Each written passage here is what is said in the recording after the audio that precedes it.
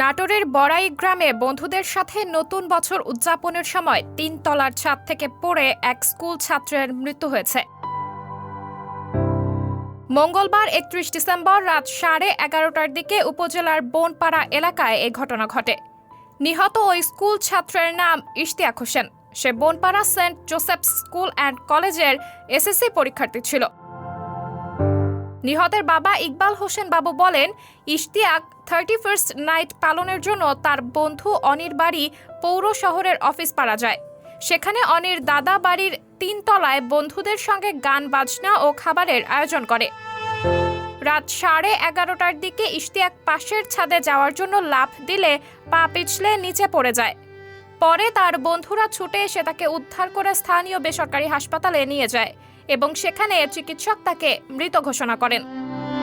Bonpara police তদন্ত কেন্দ্রের in charge সরল মুর্মু জানান, এই ঘটনায় থানায় অপমৃত্যুর মামলা হয়েছে।